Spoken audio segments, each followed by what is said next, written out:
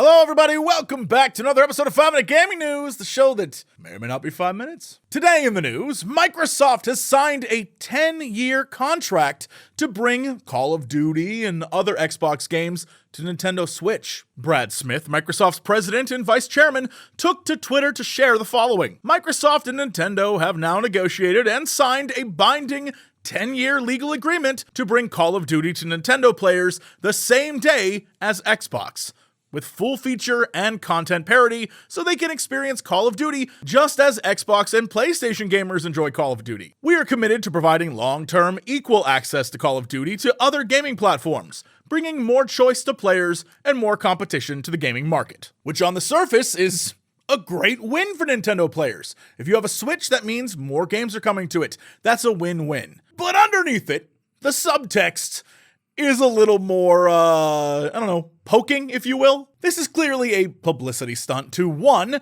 get the Competitive Markets Authority in the UK to maybe approve the deal with Microsoft and Activision Blizzard, because one of their big hangups is once Microsoft owns Activision Blizzard, they'll make all their titles exclusives. And they have said before, look, we watched you guys do it with other games.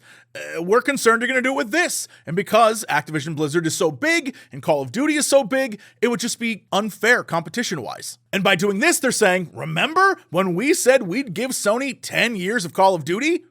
We're doing it with Nintendo. Why would we lie? And two, this is definitely designed to piss off Sony, because Sony has said for a while now, okay, sure, they give us 10 years, but after that, they are going to do exclusivity, right? Like, that's clearly what's going to happen, or they're going to gouge us in some way, or they're going to do something that we are not going to like. So why would we agree to this when we're just going to get screwed down the line? And right now you may be thinking, okay, but 10 years gives Sony enough time to create a franchise that might take on Call of Duty, or get enough money from the Call of Duty games that come out between now and then to make it worth their while. But we all just went through a pandemic. A lot can happen in 10 years. Hell, the Last of Us Cordyceps thing could be real by then, or AI art could figure out how to do hands. Anything is possible. I could be beardless. But between this contract, Sony accusing Microsoft of obvious harassment, and Bobby Kotick telling MSNBC that blocking the deal would turn the UK into Death Valley, this potential acquisition is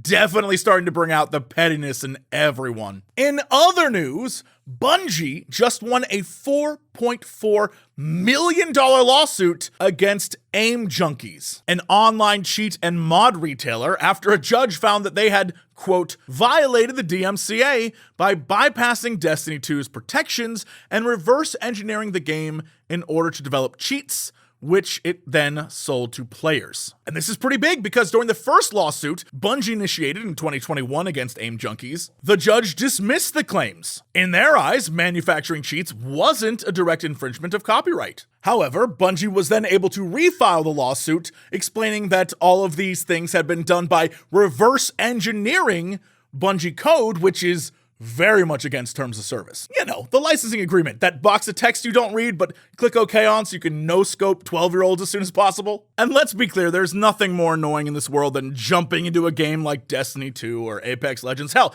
even Call of Duty, and coming across an obvious aimbot or wall hack. So hopefully, Destiny's in-court win serves as a stronger warning to these manufacturers and encourages other developers to consider pursuing legal action as well. Because we all know cheaters never win. Unless you're the Patriots.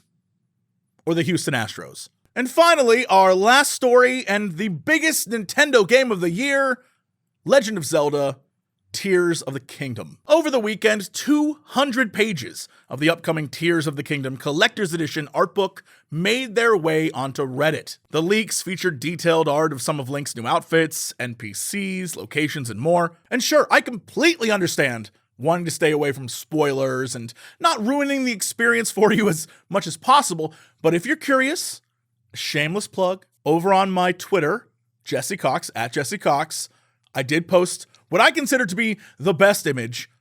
It is listed as a spoiler, so you have to click it just to make sure. Please, go check it out. I think you'll really like it. Anyway, that's it. See y'all tomorrow for another episode of 5 Minute Gaming News.